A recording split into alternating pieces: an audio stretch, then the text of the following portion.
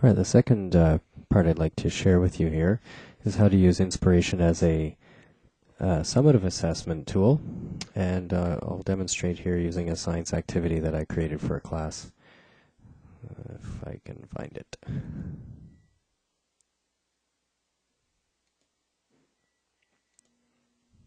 So here's a file I created for a class of grade 6 doing diversity of living things.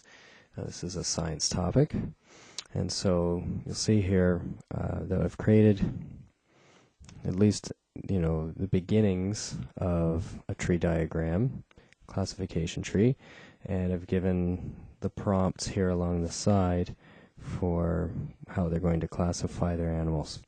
Okay, now the animals are all down here, and they've come from this symbol gallery.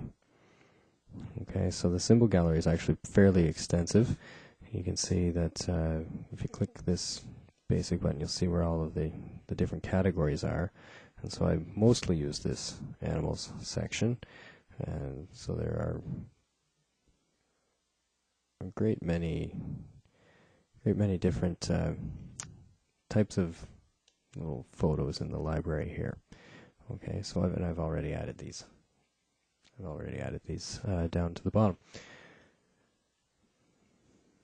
Now, this may be a little difficult to see. We'll zoom in just a little bit and work on just one section. So this is a click and drag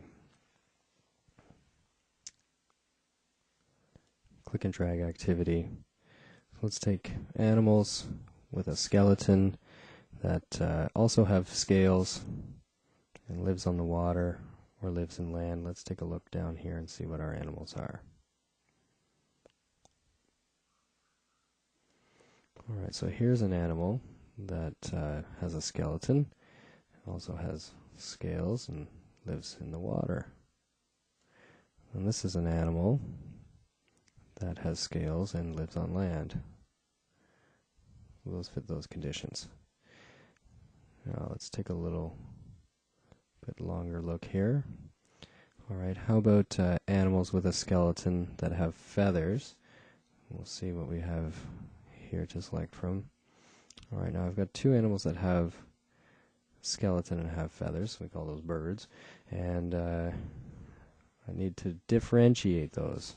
So if I look over here at the bubbles that I'd created, well, I've got one with a beak and one with a bill. Alright, now those don't look like they're connected yet because they're not. So I'm going to connect from this main idea, and I'm going to link to this idea. And so that's how we get these linked up. Then back to the root, and we're still on link here, and over to this idea. Alright, so now these are connected, and we'll add the duck over here to animals with a bill. I suppose we could link that, but we're going to go back and just click and drag him there, and we'll put the, I guess this is a cardinal, over here to the birds with beaks. Alright, we could do the same thing. This is, remember, skeleton up above. And skeleton, animals with skin that are hairy or not hairy. Oops. And let's take a look at what we've got. So we've got this, I'm guessing, some sort of monkey there. And we've got an elephant and a rhinoceros, and I think I saw a gorilla over here on the other side. Okay, so we're going to have to differentiate those as well.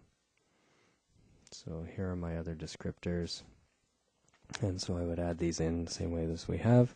That the rhinoceros and elephant are not hairy. Now, yes, they are mammals and they do have some hair, but they're certainly not primates like the monkeys and gorilla. So in grade 6 world, we're going to call them not hairy. And so we'll add in no trunk and link that to hairy, and has trunk. Oops. Come on over here, you. And has trunk. And remember to go back to the root and link that to not hairy. Alright, and then again, we'll move over our rhinoceros.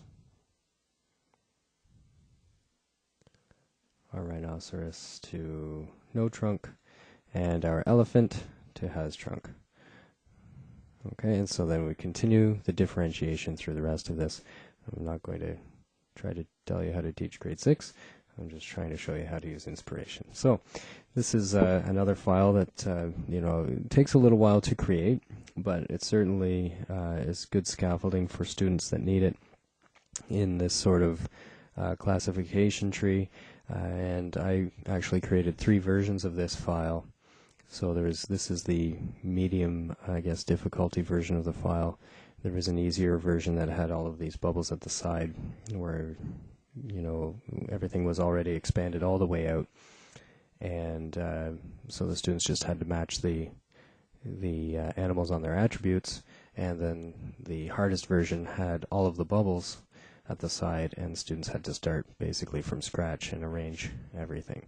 So there's a few ways to scaffold this and differentiate for different groups. I found this a pretty interesting lesson after following up some low-tech versions of sorting animal picture cards and things like that. So it's another way to use inspiration in a classroom as a more of a summative assessment.